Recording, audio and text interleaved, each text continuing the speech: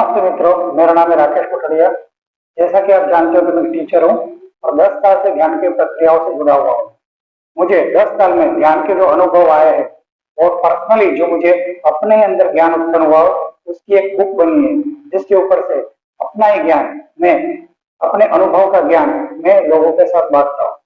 तो आज का वीडियो मैं नए व्यूअर्स के लिए जो मेरा वीडियो देख रहे हैं और नए सब्सक्राइबर्स के लिए, ताकि उनको मालूम पड़े ध्यान कैसे किया जाए, ध्यान की शुरुआत हम कैसे कर सकते हैं, ध्यान में धीरे धीरे कैसे आगे बढ़े। पहली बार अगर हम ध्यान कर रहे हैं तो किस तरह से ध्यान करना चाहिए। तो ध्यान करने के लिए हमें एक छोटी सी स्टोरी से शुरुआत करते हैं, ताकि ध्यान के बारे में हमें ठीक से समझ में आ जाए। एक बार कन्फ्यूशियस नाम के एक इंसान थे चाइना में। उनके पास बहुत सारे लोग ध्यान सीखने आते थे। तो राजा को डाउट हुआ कि इतने सारे लोग, इतने यंगस्टर लोग उसके पास ध्यान सीखने जाते हैं तो भविष्य में वो विद्रोह कर सकता है और मेरा साम्राज्य छीन के वो खुद राजा बन सकता है। तो राजा ने अपने मंत्री की बात मानते हुए उस आश्रम का दौरा करने का फैसला लिया। तो वहां जाके राजा ने पूछा, आश्रम में क्या क्या गतिविधियां होती है, मुझे विस्तार से बताइए। तो कन्फ्यूशियस ने अलग अलग रूम में ले जाके कहा, यहाँ पे साधक लोग चर्चा विचारणा करते हैं, यहाँ पे इस रूम में साधक खाना बनाते। तो राजा की नजर ऊपर के रूम पे पड़ी, जो पहाड़ के ऊपर। तो उन्होंने कहा, उस पहाड़ के रूम में क्या करते। तो कन्फ्यूशियस ने कहा, उसकी बात बाद में करते हैं, पहले यहाँ पे देखिए, यहाँ पे वो अपना मनोरंजन करते हैं, गीत बजाते, वाद्य बजाते, संगीत बजाते। दूसरा ये रूम है जिसके अंदर वो वर्जिश, व्यायाम, कसरत, प्राणायाम हो सकता है। राजा ने कहा, उस रूम में क्या करते हैं पहाड़ के ऊपर। उन्होंने कहा, वो बाद में बताता।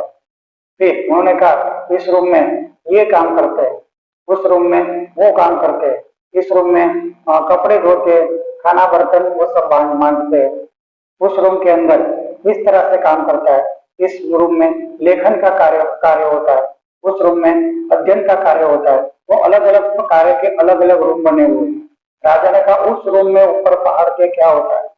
उन्होंने कहा, बाद में बताता हूँ। इस तरह से कन्फ्यूशियस ने सारे रूम बता दिए। रूम बताने के बाद जब आश्रम का पूरा दौरा खत्म हुआ, तब राजा ने पूछा, आपने बताया नहीं उस रूम में क्या होता है, उस रूम में कुछ गड़बड़ है पहाड़ के रूम के ऊपर। तो उन्होंने कहा, आप किसी इंसान को वहां पे भेज दीजिए, कुछ भी हो तो बताइए। तो राजा ने तुरंत इंसान को भेजा। वहां देखा तो पूरा खाली रूम था, कुछ नहीं था। तो राजा ने कहा, उस रोग के बारे में बताया क्यों नहीं, वहां कुछ है तो नहीं। उन्होंने कहा कि वहां पे साधक कुछ नहीं करते हैं।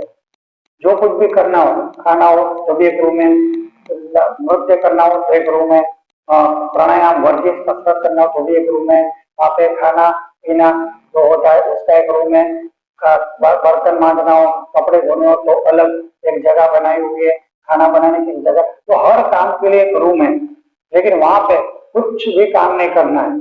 वहां पे सिर्फ आपको होना है, सिर्फ वर्तमान में रहना है। तो राजा ने कहा, कुछ समझा नहीं, यही तो ध्यान की प्रक्रिया है। आप ध्यान के अंदर तब करते हो जब आप कुछ नहीं करते हो, वही ध्यान है। ध्यान मतलब कुछ ना करना, विचार भी नहीं करना है। विचार भी ध्यान के लिए खिलाफ। तो ध्यान के अंदर विचार भी एक कार्य है जो हमें छोड़ के ध्यान किया होता है। तो ध्यान करना मतलब कुछ ना करना, विचार भी ना करना, उसको ही ध्यान कहते हैं। तो राजा को समझ में नहीं आया, लेकिन राजा चला गया। तो हमें इस स्टोरी से क्या जानने मिलता है, कुछ भी अगर हम करते हैं तो वो ध्यान नहीं है। और ध्यान अगर करते हैं तो हम कुछ नहीं करते, मतलब विचार भी नहीं करते। विचार करके उन्होंने विचार विमर्श का एक रूम रखा हुआ था।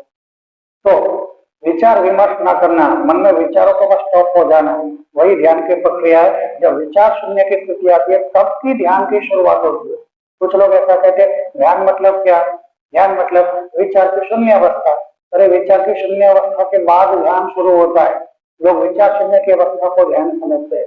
विचार शून्य की अवस्था आने के बाद जो होता है वो ध्यान है, फिर बाद में वो समाधि में फलीभूत होता है।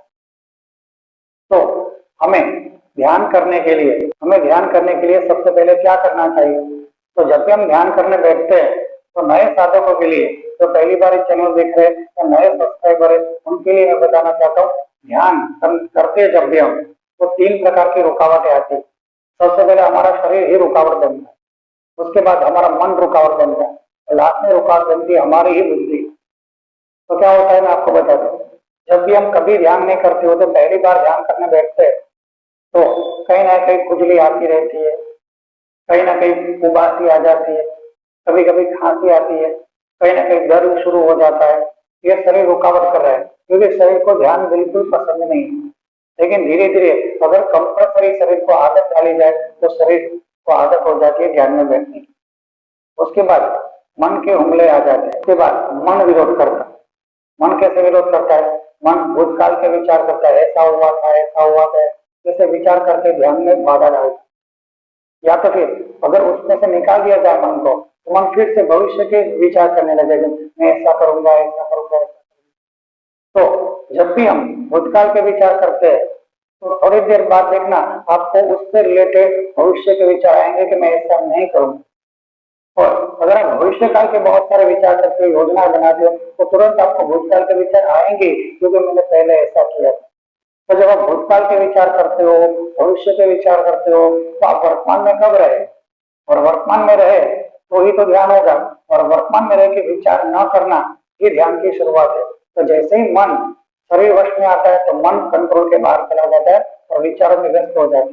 जब विचार शून्यता की स्थिति आती है तब ध्यान की शुरुआत होती है। उसके बाद तीसरा, अगर मन वश में आ गया तो तीसरा विरोध करती है हमारी ही बुद्धि। शरीर वश में आ गया, मन वश में आ गया, मन भी विचार नहीं कर रहा, ध्यान में उसको अच्छा लग रहा है तो बुद्धि विरोध करती है। बुद्धि कहती है ये कुछ अच्छा काम नहीं है, ये कोई अच्छा श्रेष्ठ कर्म नहीं, ऐसे बैठे रहे। दुनिया में बहुत सारे काम है, आप किसी की मदद कर सकते हो, किसी का कुछ भी आपका अधूरा काम पूरा कर सकते हो, ये बैठना अच्छा कर्म नहीं है। तो बुद्धि इस तरह से आपको ध्यान में उठाने की कोशिश करती है।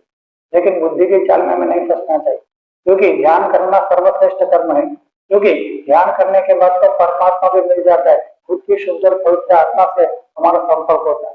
तो बुद्धि हमें इसे लालच देती है, बैठ के टाइम नहीं गंवाना चाहिए, कुछ कर्म करना चाहिए, पर ध्यान सर्वश्रेष्ठ कर्म है तो बुद्धि की लालच में भी नहीं आना चाहिए।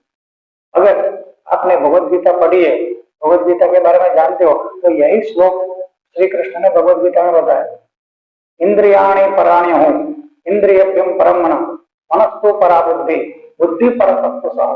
मतलब जड़ पदार्थ से इंद्रिया श्रेष्ठ है, इंद्रियों से भी श्रेष्ठ है मन, मन से श्रेष्ठ है बुद्धि, और बुद्धि से भी श्रेष्ठ होती है हमारे अंदर की शुद्ध और पवित्र आत्मा। तो अगर हम हमारी शुद्ध और पवित्र आत्मा शक्तिशाली नहीं है तो हमारा शरीर, मन और बुद्धि ध्यान का विरोध करेंगे, और ध्यान का विरोध करेंगे तो ध्यान होगा नहीं। अब क्या किया जाए? तो जब तक हमारे शरीर में अहम है तब तक हम ध्यान नहीं कर सकते। तो अहम को कहीं समय समर्पित करना होगा, किसी मंदिर में किसी देवता को हमें अपना अहम समर्पित करना होगा, तभी आत्मा शुद्ध और पवित्र होती है, तो बलवान होकर धीरे धीरे ध्यान में प्रगति होती है। अब आप कहोगे मन, बुद्धि और शरीर को कैसे वश किया जाए ताकि ध्यान हो? तो एक जगह है जहाँ पे हम अपने मन, बुद्धि और शरीर को समर्पित कर सकते। तो हम अपने मन और बुद्धि और शरीर को अपनी ही शुद्ध और पवित्र आत्मा को समर्पित कर सकते, क्योंकि मन से शरीर से श्रेष्ठ मन, मन से श्रेष्ठ बुद्धि, और बुद्धि से भी श्रेष्ठ है हमारे अंदर बैठी हुई शुद्ध और पवित्र आत्मा। हमें अपने ही मन, बुद्धि और शरीर को अपनी ही शुद्ध और पवित्र आत्मा को समर्पित कर देना चाहिए। तो आत्मा अगर शक्तिशाली हो जाती है, हमारी शुद्ध और पवित्र आत्मा शक्तिशाली हो जाती है, तो हमारा शरीर, मन, बुद्धि अपने आप कंट्रोल में आ जाता है। और आत्मा को मालूम है कि ध्यान कैसे करना चाहिए, हमारी शुद्ध और पवित्र आत्मा सब जानती है कि ध्यान कैसे करना है।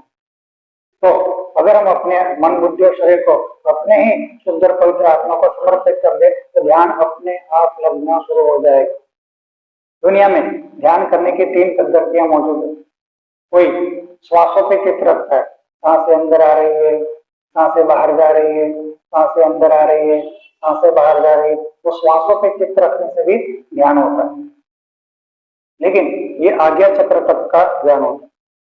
उसके बाद भस्त्रिका प्राणायाम, जोर जोर से सांस लेके सांस की ऊर्जाओं को बढ़ा के धीरे धीरे ध्यान किया जाता है, और वो भी आज्ञा चक्र तक ही पहुंचता है। उसके बाद सतत मंत्र और भक्ति के अंदर भी इंसान सतत भक्ति और मंत्र में अपने मन को लगा दे तो आज्ञा चक्र तक धीरे धीरे पहुंच सकता है। और लास्ट में होता है एक त्राटक ज्ञान। त्राटक ज्ञान में ऐसा कि दिए की ज्योत की जो नोक होती है, जो अणी बनती है, उसके ऊपर सतत दिए की ज्योत पे अगर आप ध्यान करें तो धीरे धीरे आज्ञा चक्र विकसित हो सकता है।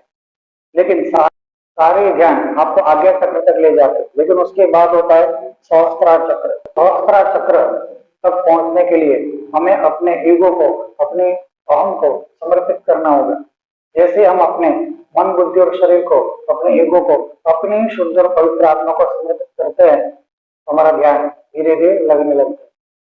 तो मैं आपको एक मंत्र बताऊंगा, इस मंत्र के द्वारा अगर आप ध्यान करते हो आपको श्रेष्ठ ध्यान लग सकता है। तो 5 मिनट के लिए हम इस ध्यान से जुड़ते हैं। ये मंत्र इस प्रकार है, मैं एक पवित्र आत्मा हूँ, मैं एक शुद्ध आत्मा हूँ, मैं एक पवित्र आत्मा हूँ, मैं एक शुद्ध आत्मा हूँ। हम 3 बार ये मंत्र बोलते हैं। अगर आपको ये वीडियो अच्छा लगा है तो शेयर और सब्सक्राइब कर सकते हैं। Thank you. जय